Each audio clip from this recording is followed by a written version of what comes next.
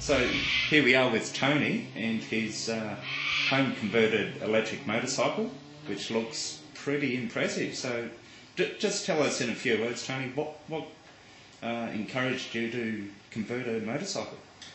I think the first thing it did is, one, I use a motorcycle to commute every day to work, so having a motorcycle, two wheels, was always what I wanted. Yeah. Back in 2009 with the first TTX GP around the Isle of Man, I saw that. I went to the Canberra EV Festival and decided I wanted to do that. And budget and convenience, the two wheels was a much better way to go, I think. So able to do a conversion a bit cheaper and get a hell of a lot more fun out of it. So have you been riding motorcycles for a few years? It's about 10 now, so yeah. 10 or 12.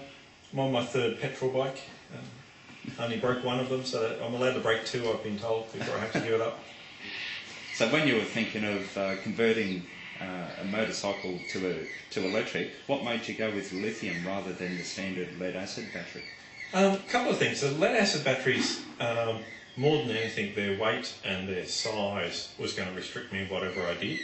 I wanted a bike that could give me the range to get to and from work, so I needed at least 40 kilometres, and that's without any side trips. So I could probably squeeze that range out of lead on a big, heavy bike.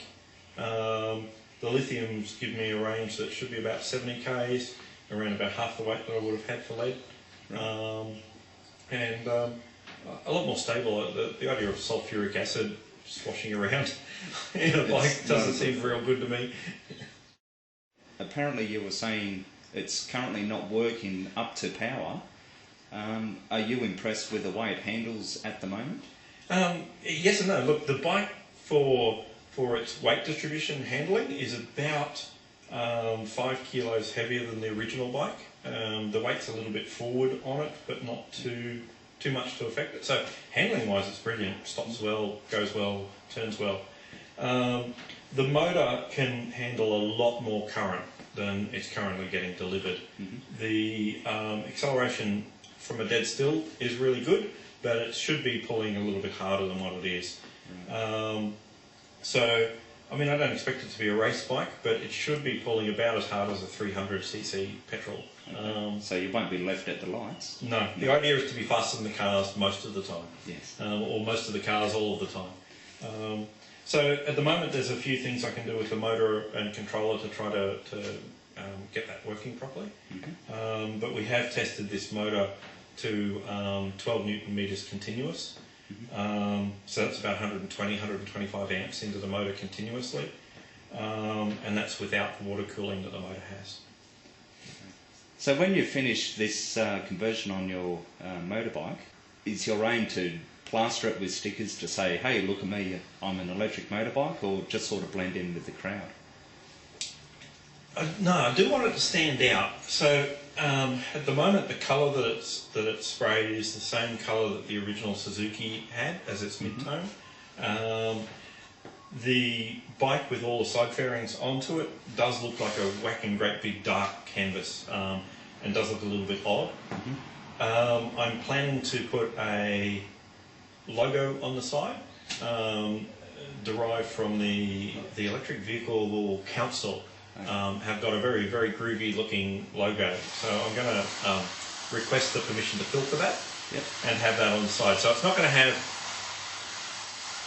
We've just been interrupted by an internal combustion engine. Sorry, go ahead. Sounds like a rattler. It's not going to have, you know, the words I'm full electric on it or plug free or anything like that. The logo will be electric related. So the logo's a swirl. It starts, runs around like a wheel, and as it hits the top, it looks like a lightning bolt, but it actually also looks like the front fairing of a motorcycle and down onto the tank. So it'll be done, and I'm hoping to do that in the a silver sticker on the side. So what looks like a chrome sticker on the side of those panels. So it should stand out from the crowd for the way it looks, but it shouldn't stand out from the crowd because it's electric. Even in this day and age, I still get the typical sort of summon acts mentality. Yep. Oh, electric cars are slow. Are you still having trouble with people wondering why you're doing this, and do they still put electric down as being slow? Yeah, so I've got I mean, there's a few guys I ride with on weekends, and a few guys that I work with that ride motorcycles. So you get all of the things about how long is your electric extension cord, stuff like that.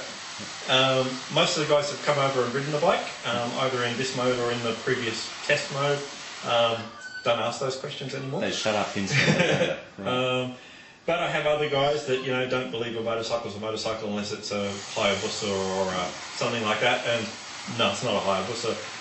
But probably the best compliment I've had and the best change of mind I've had is a guy that restores these RG-250s. He's got 3 of them. Mm-hmm. When he hopped on this on the previous mode, when it was all just sticky taped together, his comment was that off the line it's faster than his original RGs. And he thought it was the greatest thing he's ever ridden. Yeah. He's planning to salvage one of his second frames and do it himself. So less, but no, I still get the questions. Normally it's from the people that have nothing to do with motorcycles now, rather than the people that are involved in motorcycles.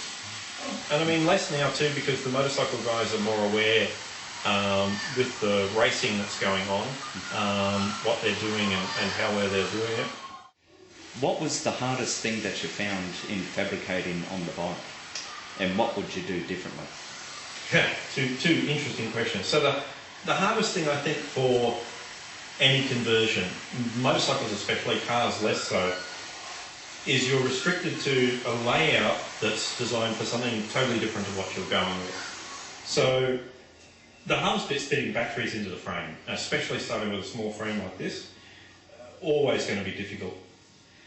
The concept that I've got with the batteries, the cylindrical headways, double width in the middle, and the high density polyethylene plates to hold them in place, has been done before by people. I borrowed and stole the information. That took a lot of work and a lot of effort. Mm-hmm. It's actually really interesting. The most expensive component of building this bike, if I were to add them up, there's the bike frame and it's reconditioning bearings and stuff like that. There's the electric motor, there's the controller, there's the batteries. But by far the most expensive has been all of the machining work, all of the fabrication, making the plates, getting them sorted, machining the electrical plates, engine mounts, all of that stuff, money-wise, time-wise, much more expensive than any other part. Which first converters would not normally expect. No. So for me, the batteries were actually the second most expensive thing, and all of the frame modifications by far outweighs that. The scary part for me, and the one I didn't realise, was how much it cost to get things painted. Give us an example. To paint the panels on this, so front mudguard, side panels and the front panels that go over here, that was just over $1,100 to get them minor repairs and painted. And that was a cheap quote. Wow. Yeah. If you can do it yourself, do it yourself. Learn to paint. Yes. So the rest of it was not so scary after that. And then the heavy aluminium work, like the motor mount and stuff, was the second most by the time you get that laid down and designed. Mm-hmm. If you've got access to that equipment yourself, you can save a lot of money, because most of the expense is in the labour of the person doing the work. There's not many suppliers here in Australia, apart from EV Works, yeah. that are really doing anything. And I find myself going to the USA all the time. Do you find that Australia is really lagging behind, especially the US, in electric vehicles? Yeah, both the US and Europe is where I can find most of my gear. Europe even more so for motorcycle stuff. But yeah, there's no one here in Australia selling stuff that's not related to either car conversions, and even that's still rare. Mm-hmm. I mean, my motors come from designers in Croatia and delivered from China. The batteries are Chinese, and I got them shipped directly from the manufacturer. The controls are all Chinese. The fuse and contactor are all sourced from the US. Yeah, controllers, Chinese built, US sourced, is where they do all the selling. There's just nothing locally. There's a few places for cars when you get up to the big sizes, but even then, they're just bringing in stuff that's either from the US or from China anyway. What sort of top speed are you hoping to get out of it? The aim is for it to do 90 kilometres an hour comfortably, and it should top out at about 110. Right. And with the gearing I've currently got into it, the freewheel speed's around about 130 at the moment. So 80% of freewheel is about what it should be under load, so I should be close. I do have a different sprocket for the rear to raise the top speed, so it depends on how well I get the acceleration going, which one. Okay, so the full charge of these, the 50 amp hour pack, I think I've estimated it to be around about 80 cents to charge it or so. 80 cents. And that should give me about 70 kilometres. So, you know, it's around about, you know, $1 every 100 k's. Kind of feels like cheating, doesn't it? It does a bit. Plug it in overnight and it's charged in about 4 to 5 hours, and you just wake up and it's full every single day. Yep. In trying to get this bike through the ACT roadworthy and registration compliance sort of mumbo jumbo, what sort of weird rules are still in place that you need to comply with? Thankfully, they're a little bit better. I think it was beginning of this year, the second release of the ADR standards for electric conversions came out and made it a little bit more sensible. Probably the most difficult part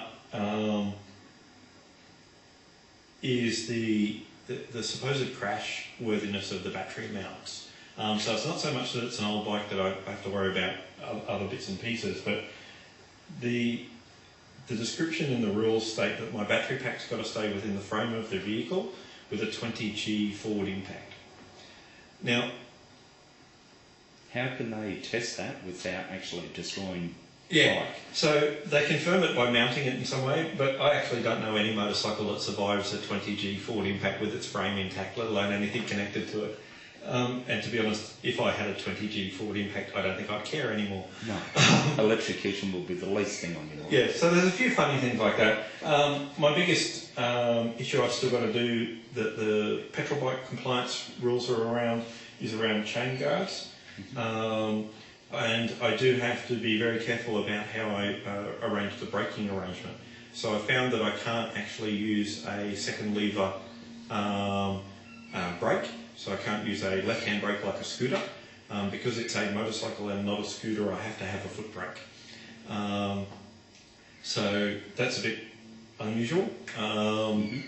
The other things is there's still checks that they have when it goes over the pit, where they'll be confirming that I don't have oil leaks, and they'll be confirming a few things like that. So I think I'm relatively safe with that one. When do you hope to have it on the road? If I can get a few more weekends and some time off during the week to deal with the engineer, I'm hoping to have it by the end of September. Worst case mid-October, and it'll be registered.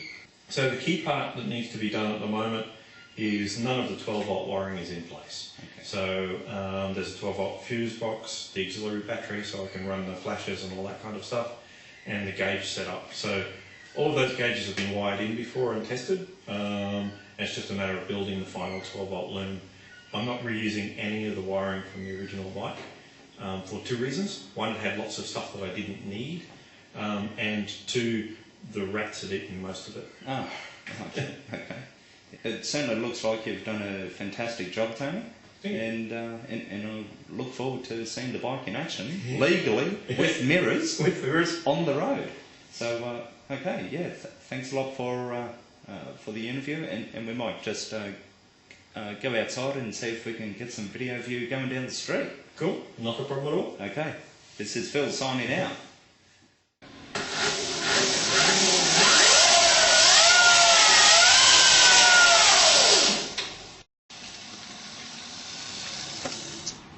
It's live.